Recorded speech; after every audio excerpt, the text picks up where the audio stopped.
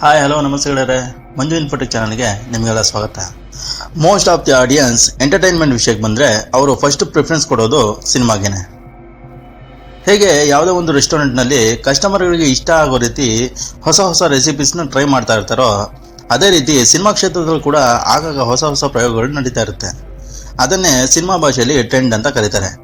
ಅಂಥ ಒಂದು ಪ್ರಯತ್ನದಲ್ಲಿ ಹುಟ್ಕೊಂಡ ಒಂದು ಟ್ರೆಂಡೇ pan Indian cinema concept. Pan India cinema ಅಂದ ತಕ್ಷಣ ಫಸ್ಟ್ ನಮಗೆ ನೆನಪಾಗೋದೆ ಪ್ರಭಾಸ್ ಅವರ ಬಾಹುಬಲಿ ಸಿನಿಮಾ. ಯಾಕಂದರೆ ಈ ಸಿನಿಮಾ ಬಂದಮೇಲೆ ಪ್ಯಾನ್ ಇಂಡಿಯಾ ಅನ್ನೋ ಈ ಪದ ಕೂಡ ಹುಟ್ಕೊಳ್ಳುತ್ತೆ.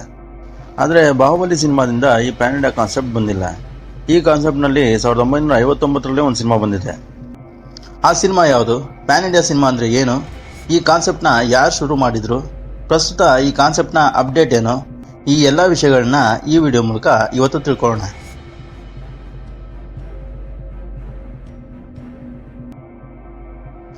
ಒಂದು ಟೈಮ್ನಲ್ಲಿ ಚಾರ್ಲಿ ಚಾಪ್ಲಿನ್, ಜಾಕಿ ಚಾನ್, ಬ್ರೂಸ್ ಲೀ, ಅರ್ನಾಲ್ಡ್ ಇವರ ಸಿನಿಮಾಗಳು ನಮ್ಮ ಇಂಡಿಯಾದಲ್ಲಿ ತುಂಬ ಚೆನ್ನಾಗಿ ಓಡ್ತಾ ಇತ್ತು. ಯಾಕಂದರೆ ಆಡಿಯನ್ಸ್ಗೆ ಒಂದು ಸಿನಿಮಾ ಆಗಲಿ, ಆ ಸಿನಿಮಾದ ಆ್ಯಕ್ಟ್ ಆಗಲಿ ಒಂದು ಸರಿ ಇಷ್ಟ ಆದರೆ ಸಾಕು, ಆ ಸಿನಿಮಾ ಯಾವ ಲ್ಯಾಂಗ್ವೇಜ್ ಆಗಲಿ, ಆ ಹೀರೋ ಯಾವ ದೇಶದವನಾಗಲಿ ಅದ್ರ ಬಗ್ಗೆ ಯಾರೂ ಕೇರ್ ಮಾಡ್ತಾ ಇರಲಿಲ್ಲ. ಬೇಕಾದರೆ ಆ ಸಿನಿಮಾ ಜಪಾನ್ ಭಾಷೆಯಲ್ಲಿ ಬಂದರೂ ಕೂಡ ಇಷ್ಟಪಟ್ಟು ಆ ಸಿನಿಮಾ ನೋಡ್ತಾಯಿದ್ರು.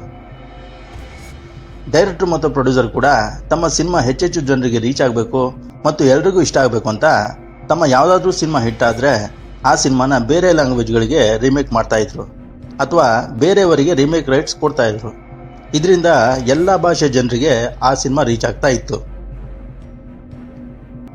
ಉದಾಹರಣೆಗೆ ರೀಸೆಂಟಾಗಿ ಬಂದ ದೃಶ್ಯ ಸಿನಿಮಾ ನೀವು ನೋಡಿರ್ಬೋದು. ಈ ಸಿನಿಮಾ ಮೊದಲು ಮಲಯಾಳಂನಲ್ಲಿ ಮೋಹನ್ ಲಾಲ್ ಅವರು ಆ್ಯಕ್ಟ್ ಮಾಡಿದ್ರು.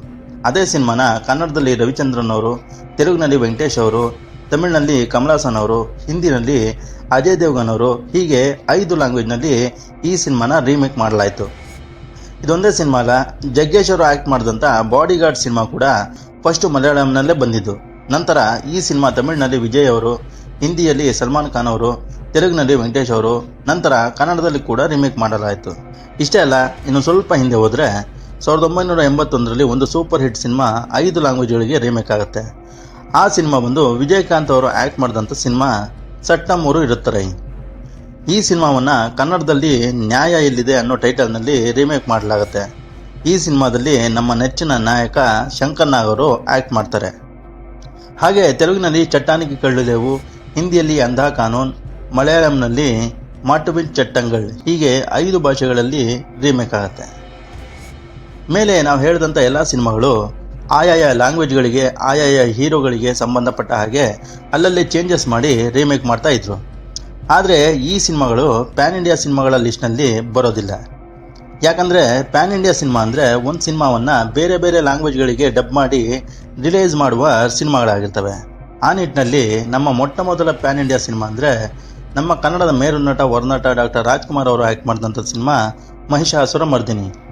ಈ ಸಿನಿಮಾ ಬಂದು 1959ರಲ್ಲಿ ಬಿಡುಗಡೆ ಆಗಿದ್ದು, ಆಗಿನ ಕಾಲದಲ್ಲೇ 7 ಲ್ಯಾಂಗ್ವೇಜ್ಗಳಿಗೆ ಡಬ್ ಮಾಡಿದಂಥ ಸಿನಿಮಾ ಆಗಿತ್ತು. ಈ ಸಿನಿಮಾ ನಂತರ ಹಲವು ಕಾರಣಗಳಿಂದ ಬಾಹುಬಲಿ ಸಿನಿಮಾದವರೆಗೂ ಯಾವ ಸಿನಿಮಾವನ್ನು 5 ಲ್ಯಾಂಗ್ವೇಜ್ಗಳಲ್ಲಿ ರಿಲೀಸ್ ಮಾಡಲಿಲ್ಲ. ಆದರೆ ಹಲವಾರು ಕನ್ನಡ, ತೆಲುಗು, ತಮಿಳು ಸಿನಿಮಾಗಳನ್ನ ಹಿಂದಿಗೆ ಡಬ್ ಮಾಡಿ ನಾರ್ತ್ನಲ್ಲಿ ರಿಲೀಸ್ ಮಾಡಲಾಗ್ತಾ ಇತ್ತು. ಬಹುಶಃ ಇದೇ ಮುಂದುವರೆದು ಪ್ಯಾನ್ ಇಂಡಿಯಾಸ್ ಕಾನ್ಸೆಪ್ಟ್ ಹುಟ್ಕೊಳ್ಳೋದಕ್ಕೆ ಕಾರಣ ಆಯಿತು ಅನಿಸುತ್ತೆ. ಒಂದು ಟೈಮ್ನಲ್ಲಿ ಬಾಲಿವುಡ್ ಸಿನಿಮಾಗಳು ಮಾತ್ರ ಇಡೀ ಇಂಡಿಯಾದ ಮಾರ್ಕೆಟನ್ನು ಆವರಿಸ್ಕೊಂಡಿತ್ತು. ಈಗ ಹಿಂದಿ ಸಿನಿಮಾಗಳಿಗೆ ಟಕ್ಕರ್ ಕೊಡುವಂತಹ ಸೌತ್ ಸಿನಿಮಾಗಳು ಬರ್ತಾ ಇದೆ. ಈಗ ಹಿಂದಿ ಆಡಿಯನ್ಸ್ ಕೂಡ ಪ್ಯಾನ್ ಇಂಡಿಯಾ ಸಿನಿಮಾಗಳಿಗೆ ಹೆಚ್ಚು ಪ್ರಿಫರೆನ್ಸ್ ಕೊಡ್ತಾ ಇದ್ದಾರೆ. ಇದರಿಂದ ಬಾಲಿವುಡ್ ಸಿನಿಮಾಗಳ ವೈಭವ ಕುಗ್ತಾ ಇದೆ. ಪ್ಯಾನ್ ಇಂಡಿಯಾ ಸಿನಿಮಾಗಳು ಹೀಗೆ ಮುಂದುವರೆದು ಪ್ಯಾನ್ ವರ್ಲ್ಡ್ ಸಿನಿಮಾಗಳಾಗಲಿ ಅಂತ ವಿಶ್ ಮಾಡೋಣ. ಪ್ಯಾನ್ ಇಂಡಿಯಾ ಸಿನಿಮಾಗಳಿಂದ ಆಗುವಂತಹ ಅನುಕೂಲಗಳೇನು ಮತ್ತು ಅನಾನುಕೂಲಗಳೇನು ಇವೆಲ್ಲವನ್ನು ಮುಂದಿನ ವಿಡಿಯೋದಲ್ಲಿ ತಿಳ್ಕೊಳ್ಳೋಣ. ಈ ವಿಡಿಯೋ ನೋಡಿ ನಿಮಗೇನಿಸ್ತು ಕಮೆಂಟ್ ಮಾಡಿ. ವಿಡಿಯೋ ಇಷ್ಟ ಆದರೆ ಲೈಕ್ ಆ್ಯಂಡ್ ಶೇರ್ ಮಾಡಿ. ವಿಡಿಯೋ ಇನ್ಫಾರ್ಮೇಟಿವ್ ಅನಿಸಿದ್ರೆ ಸಬ್ಸ್ಕ್ರೈಬ್ ಮಾಡಿ, ಬೆಲ್ ಐಕನ್ ಕ್ಲಿಕ್ ಮಾಡೋದು ಮಾತ್ರ ಮರಿಬೇಡಿ. ನೆಕ್ಸ್ಟ್ ವಿಡಿಯೋದಲ್ಲಿ ಮತ್ತೆ ಮೀಟ್ ಮಾಡೋಣ. ಅಲ್ಲಿವರೆಗೂ ಎಲ್ರಿಗೂ ನಮಸ್ಕಾರ.